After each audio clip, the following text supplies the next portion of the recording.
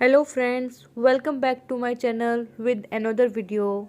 और आज मैं आपके साथ इस वीडियो में जनरल हिंदी पार्ट लेकर आई हूँ, जो कि केवीएस ने एलडीसीई एग्ज़ाम में हेडमास्टर पोस्ट के लिए पूछे गए थे।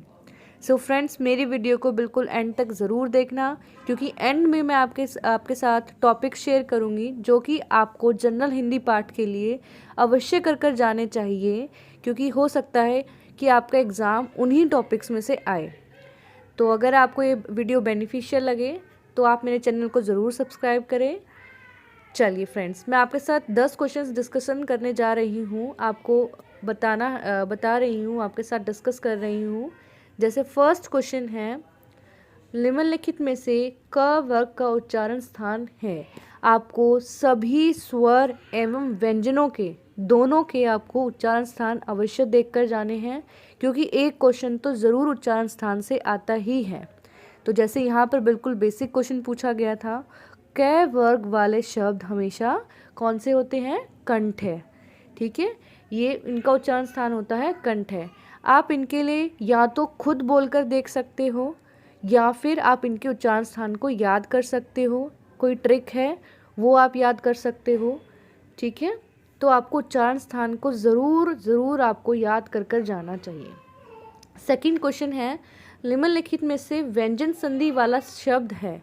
यहाँ पर देखिए, फर्स्ट में ही एक ऐसा शब्द है जैसे जगन्नाथ। जगन्नाथ के जब आप ब्रेक डाउन करते हैं उसको, जगत जमा में नाथ, तो व्यंजन संधि ऐसी होती है जिसमें जो स्वर और व्यंजन होते हैं वो अपने ही वर्ग के तीसरे या पांचवें व्यंजन में चेंज हो जाते हैं। जैसे यहाँ पे जगत जमा में नाथ, जो तय शब्द है, तय व्यंजन है, वो अपने ही वर्ग के पांचवें शब्द में क्या हो गया है? पांचवें व्यंजन में चेंज हो गया है, जगत जमा में नाथ, तो त का न बन गया है। तो ऐसे ही जितने भी शब्द होते हैं वहाँ पर व्यंजन संधि आती है, इस बात का खास ध्यान रखें। थर्ड क्वेश्चन है, निम्नलिखित में से कर्मधारय समास का उच्चारण है। तो फ्रेंड्स, कर्मधारय समास ऐसे समास होते हैं जहाँ पर उत्तरपद प्रधान होता है या फिर विशेषण विशेष्य होता है, संबंध होता है, उपमेय उपमान का संबंध होता है। तो जैसे फ्रेंड्स यहाँ पे है, एक ही शब्द में है जो उपमेय उपमान का है, नील गगन, या फिर विशेष्य विशेषण है नील कमल। नीला है जो कमल, कमल की विशेषता क्या है? नीला। ठीक है, तो यहाँ पे विशेष्य और विशेषण आ रहा है, तो ये हमारा कौन सा समास हो जाता है? कर्मधारय समास। आपको सभी समास की एक बार डेफिनेशन ज़रूर देख के जानी है और बेसिक एग्जाम्पल्स ज़रूर देखने हैं। फोर्थ क्वेश्चन है, निम्नलिखित में से कौन सा शब्द सत उपसर्ग से नहीं बना है? फ्रेंड्स, आजकल ये क्वेश्चंस बहुत बन रहे हैं जो नहीं से आ रहे हैं। आपको क्वेश्चन को अच्छे से रीड करना है, पहले ये देखना है कि वह पॉजिटिव वे में पूछ रहा है या नेगेटिव वे में पूछ रहा है। कई बार होता है कि हम जल्दी में क्वेश्चंस को रीड कर लेते हैं, लेकिन हमें उस क्वेश्चन को अच्छे से रीड करना है कि वो नहीं पूछ रहा है। तो यहाँ पे नहीं पूछ रहा है, तो जैसे यहाँ पे फर्स्ट क्वेश्चन है सत्कर्म, ये तो आपको त दिख रहा है, सत दिख रहा है इसमें। सेकंड सतगुरु, तो यहाँ पे भी सत जमा गुरु, ये सत समास से ही बना है। सहोदर में आपको कहीं भी सत नहीं दिखाई दे रहा है, तो हमारा आंसर होगा सहोदर।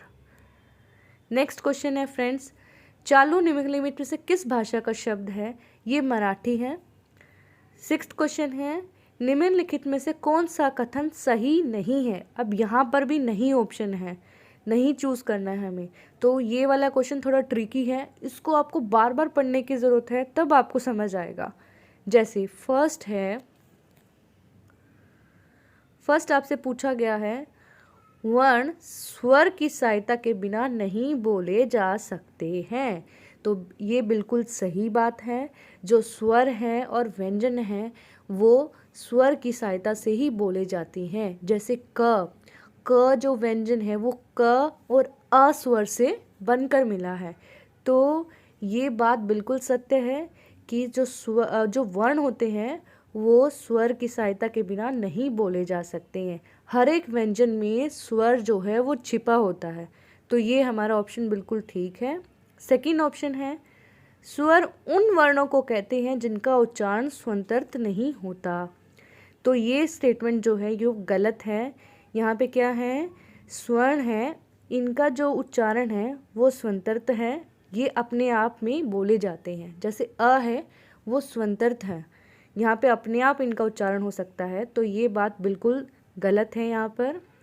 थर्ड है, हिंदी वर्णमाला के 2 ही भेद होते हैं, स्वर और व्यंजन। फोर्थ है, उत्पत्ति के आधार पर स्वरों के भेद हैं, मूल स्वर और संधि स्वर। यहाँ पे आपको वर्णमाला में कुछ टॉपिक्स करके जाने हैं, जैसे आपको उच्चारण स्थान देखकर जाने हैं, आपको वर्णों के भेद देखकर जाने हैं, घोष अघोष देखकर जाना है। ठीक है, ये आपको ज़रूर करके जाना है। 7th क्वेश्चन है आपके साथ, निम्नलिखित में से कौन सा असंगत है। असंगत है मतलब मैच नहीं खा रहा है। जैसे पुरुषवाचक सर्वनाम में मैं और तू है, निश्चयवाचक सर्वनाम में यह वह है, अनिश्चयवाचक में कोई कुछ है, निजवाचक होता है अपना ये, लेकिन हमको यहाँ पे निजवाचक नहीं आ रहा है। जिसमें आप अपने से रिलेटेड बातें करोगे वो होता है निजवाचक। 8th, निम्नलिखित में असंगत शब्द युग्म है। अब आपको असंगत कौन सा मेल नहीं खा रहा है वही चूज़ करना था। तो जैसे यहाँ पर मेघ और नीरज, इन शब्दों का मीनिंग डिफरेंट है। जैसे मेघ का अर्थ होता है बादल और नीरज का अर्थ होता है कमल। ठीक है, आपको पर्यायवाची शब्द देखकर जाने, बेसिक चीज़ें हैं बिल्कुल। आपकी जनरल हिंदी ज़्यादा डिफिकल्ट नहीं आएगी, आप अच्छे से प्रैक्टिस करोगे तो आप इजीली 10 में से 10 स्कोर कर सकते हो। ठीक है, नेक्स्ट है 9th, यहाँ पे मुहावरे दिए गए हैं, उनका अर्थ दिया गया है। कौन सा मुहावरा अपने अर्थ से असंगत है, ये यहाँ पर क्वेश्चन में पूछा गया है। तो क्वेश्चन नंबर 9th है, आँख चुराना, इसका अर्थ तो बिल्कुल सही है, किसी सामने ना आना, आंखें चुराना किसी से। सेकंड है, अक्ल का दुश्मन, कमज़ोर व्यक्ति, ये कुछ आपका थोड़ा गलत लग रहा है। अक्ल का दुश्मन क्या होगा, कमज़ोर व्यक्ति। यहाँ पर ये दिया गया, ये बिल्कुल गलत है। अक्ल का दुश्मन होता है मूर्ख व्यक्ति, जिसे कोई समझ ना हो।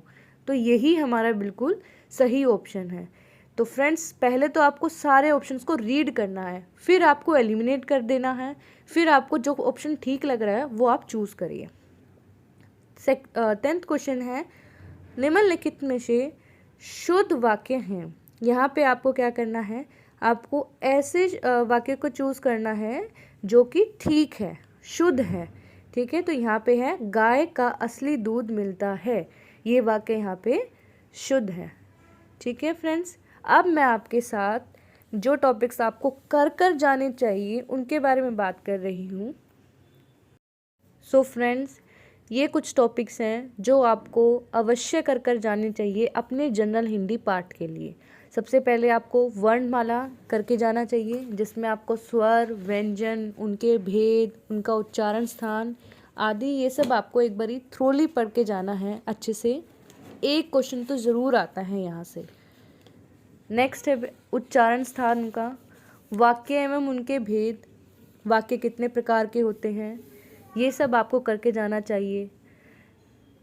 संधि, समास, उनके भेद, उनकी परिभाषा, क्रिया एवं उनके भेद, उनकी परिभाषा, उनके उदाहरण, संज्ञा, सर्वनाम, विशेषण, उनके उदाहरण एवं भेद, कारक, कौन से शब्द में कौन सा कारक है, उपसर्ग, प्रत्यय, पर्यायवाची शब्द, विलोम शब्द, तत्सम एवं तद्भव शब्द, शुद्ध वर्तनी या फिर शुद्ध वाक्य।